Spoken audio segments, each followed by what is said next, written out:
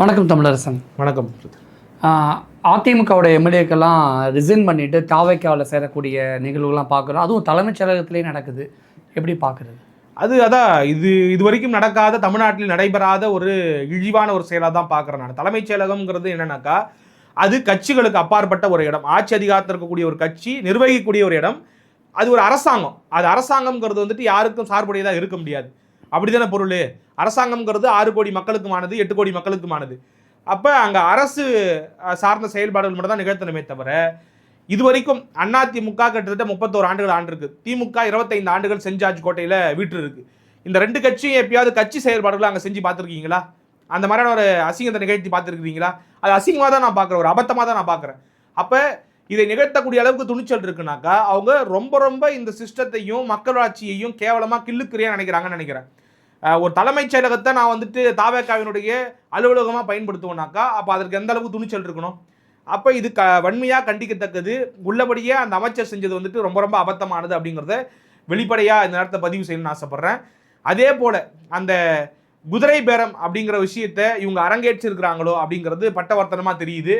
ஏன்னாக்கா, ஒரு 3 எம்எல்ஏக்கள் உங்களுக்கு தெரியல, நம்ம ஆரம்பத்தில் நிறைய பேசிட்டோம். அதிமுக நடந்த அந்த பிளவுக்கு பின்னாடியில் யார் இருக்கிறாங்க, என்ன காரணம், விஜய் அவர்கள் போய் சந்திச்சது, முன்னாடி சோபா போனது, பின்னாடி இவர் போனது, இது எல்லாத்தையும் ஒரு பக்கம் ஞாபகம் வச்சுக்கோங்க. இன்னொரு பக்கம் இன்னைக்கு அந்த 3 எம்எல்ஏவும் போய் ராஜினாமா செய்கிறாங்க. ராஜினாமா செஞ்சுட்டு கீழ்த்தளத்தில் ராஜினாமா, மேல் தளத்தில் தாவேக்காவோட இணைப்பு. அப்போ எவ்வளவு கொடுத்து அவர்கள் வாங்கப்பட்டார்கள் அப்படிங்கிற கேள்வி நார்மலாக வருமா வராதா? ஒரு சந்தேகம் எழும்பாதா?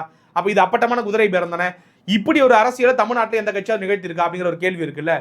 இந்த அரசியலை செய்திருக்கக்கூடிய இந்த கட்சி தான் தூய சக்தியான மு.க. ஸ்டாலின் அவர்களும் கேட்குறாரு, எடப்பாடி பழனிசாமி அவர்களும் கேட்குறாங்க. இதுதான் தூய சக்தி செய்யக்கூடிய வேலையா? இது ஒரு துயர சக்தின்னு சொல்லிட்டு எடப்பாடி பழனிசாமி காட்டமான விமர்சனங்களை வச்சிருக்கிறாப்புல. அதிமுகவை இதையெல்லாம் செய்து வீழ்த்தி விட முடியும், சாய்த்து விட முடியும்னு நினைக்காதீங்க. பல துரோகங்களை பார்த்த கட்சிங்கிறதே அவர் தெளிவாக தன்னுடைய அறிக்கையில் குறிப்பிட்டிருக்கிறாப்புல.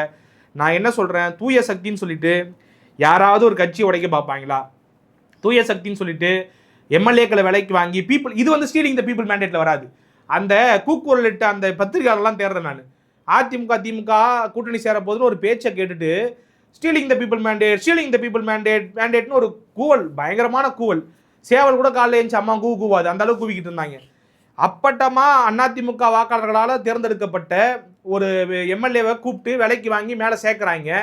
தெரியுது இது விலைக்கு வாங்குறதா தாண்டி வேற என்ன இருக்க முடியுது? அப்பட்டமான குதிரை பேரம்னு தெரியுது. அப்போ அந்த மக்களை துச்சமாக நினச்சி இது பீப்புள் மேண்டேட்டை ஸ்டீல் பண்ணுறதா கிடையாதா? அப்போ நான் ஆட்சி அதிகாரத்தை தக்க வச்சுக்கிறதுக்காக எந்த எல்லைக்கும் போவேன். அதாவது இதில் எந்த விதத்தில் மாற்று, உண்மையிலேயே தாவேக்கா மாற்றுதாங்க.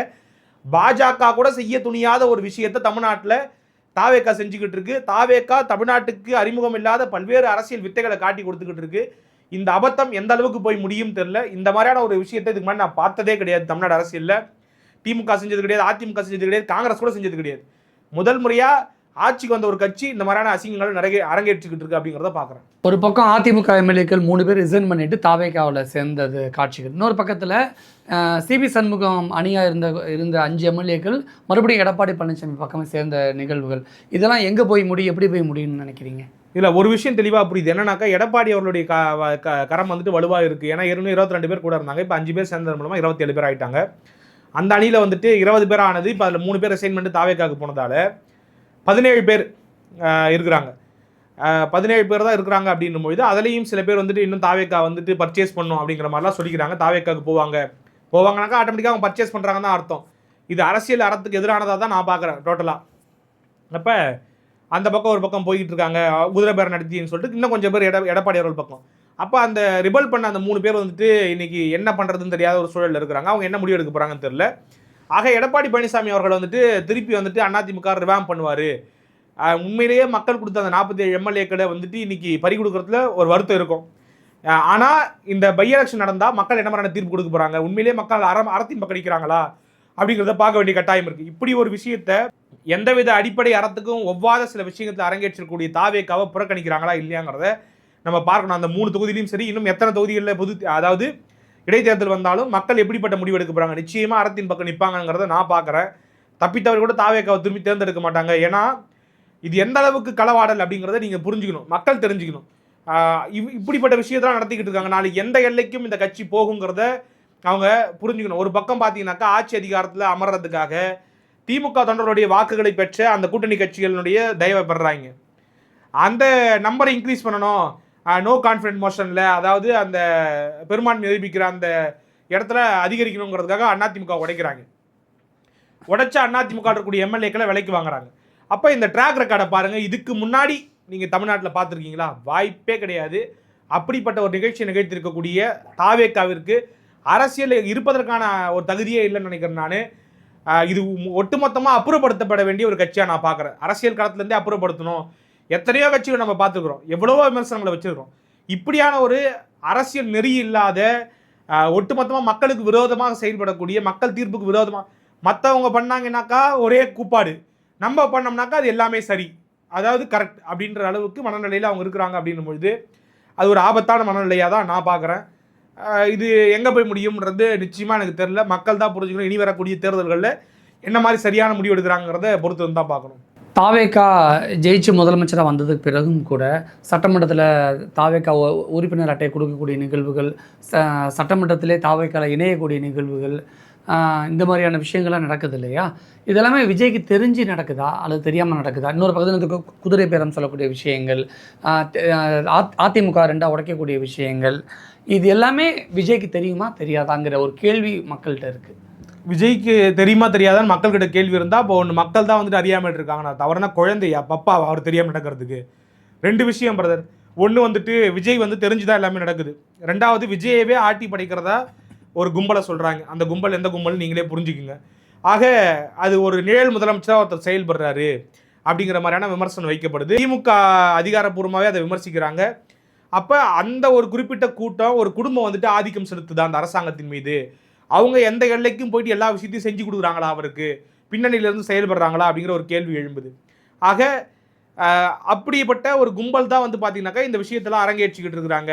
நீங்கள் எப்போ வந்துட்டு ஒரு கட்சியினுடைய பொதுச்செயலாளர் இருக்கும் பொழுது அந்த கட்சியிலிருந்து கருத்து வேறுபாடின் காலமாக தனியாக இருக்கக்கூடிய ஒரு ஃபேக்ஷனை போயிட்டு விஜய் அவர்கள் ஜம்பமாக கோட் ஷூட் போய் சந்திச்சாப்புலையோ அன்றைக்கே பட்டவர்த்தனமாக தெரிஞ்சு போச்சு, இவர் எந்த எல்லைக்கும் அரசியலுக்காக போவார், இவர் தூய சக்தி கிடையாது, ஒரு மாற்றம் கிடையாது, பக்கா ஒரு ஏமாற்றம். ஏற்கனவே ஒரு சொன்னார் தெரியுமா நிறைய குற்றச்சாட்டுகள்லாம். அந்த குற்றச்சாட்டுகளில் நான் திமுக அதிமுகவோட அதிகமாக பண்ணுறதுக்காக தான் அரசியலுக்கு வந்திருக்கிறேன், அவங்கள தாண்டி நான் ஒன்று பண்ணுவேன் அப்படிங்கிறதுக்காக அங்கே அந்த எக்கோசிஸ்டத்தில் ஃபிட்டின் ஆகிறேன் பாருங்கள், நான் பண்ணி காமிக்கிறேன் பாருங்கள், நான் பக்கா கன்னிங் பொலிட்டீஷியன் அப்படிங்கிறத திரும்ப நிரூபிச்சுக்கிட்டு இருக்காப்புல. இவர் எந்த விதத்துலையும் தூய சக்தி கிடையாது, எந்த விதத்துலையும் மாற்று சக்தி கிடையாது, ஆக்கப்பூர்வமான சக்தி கிடையாது. இவரால் எந்த பயனும் மக்கள் அடைவாங்களாங்கிறத என்னால் இப்போ சொல்ல முடியல. நிர்வாக ரீதியாக தோல்வி, கொடுத்த வாக்குறுதிகளில் என்ன நிறைவேற்ற போகிறாருங்கிறத ஒரு 6 மாதம் கழிச்சு பார்ப்போம். ஆக எல்லா வகையிலும் டிசப்பாயின்ட் பண்ணியிருக்கக்கூடிய ஒரு ஆள் தான் இவர். உண்மையிலேயே வருத்தப்படணும். யாரெல்லாம் வருத்தப்படணும்னாக்கா, என் பேரன் சொன்னால் என் பேத்தி சொன்னான்னு ஓட்டு போட்டாங்க தெரியுமா, அந்த ஜனம் பூரா வருத்தப்படணும். ஏன்னா பேரன் பேத்தி அதாவது சொன்னாங்கன்னா ஒரு சாக்லேட் வாங்கி கொடுங்க, ஒரு மிட்டாய் வாங்கி கொடுங்க, அதாவது 5 ஆண்டுகள் உங்களுடைய வாழ்க்கையை தீர்மானிக்க போகிற ஓட்டை தூக்கி யாருக்காவது கொடுத்துட்டு இன்னைக்கு நீங்கள் பாதிக்கிறது மட்டும் இல்லாமல் ஒட்டுமொத்தமாக அதாவது ஓட்டை போட்டுருவாங்களாம், ஒரு ஃபேண்டஸியாக ஒரு உலகத்தை எதிர்பார்த்து ஓட்டை போட்டுருவாங்களாம். இன்றைக்கி வந்துட்டு கரண்ட் இல்லை, தண்ணி வரல, இப்படி கொலை நடக்குது, அபத்தமாக இருக்குது, கடந்த ஆட்சியோட இப்போ மோசமாக நடக்குது, எதுவுமே மாறலையேன்னு கூப்பாடு போட்டால் உங்களுக்கு அரசியல் புரிதல் இல்லை. நாங்கள் ஆரம்பத்துலேருந்து விழிச்சுக்கிட்டு இருக்கிறோம், இது வந்து ஃபேண்டசி உலகம் கிடையாதுப்பா, அவர் ஒன்றும் சூப்பர் ஸ்டார் கிடையாது, அது படத்தில் இங்கே எல்லாருமே அடிப்படையில் மனிதர்கள் தான், முதன்மை பொறுப்பு அவருக்கு அரசை நிர்வகிக்கிறதுல அவ்வளோதான் அப்படிங்கிறத நம்ம சொல்லியிருக்கிறோம். அதையெல்லாம் புரிஞ்சிக்காம அண்ணன் வந்தால் இதை மாற்றிடுவார் அதை மாற்றிடுவார்னு நம்பி ஓட்டை போட்டுட்டு இன்றைக்கி வந்து கூப்பாடு போடுறது. ரெண்டாவது இந்த அலிகேஷன் வைக்கிறாங்க, நாங்கள்லாம் பாதிக்கப்பட்டிருக்கோம், திமுக அதிமுகலாம் வந்து எங்களுக்கு உதவி பண்ண மாட்டீங்களான்னு கேட்குறாங்க. இது என்ன அநியாயமாக இருக்குது?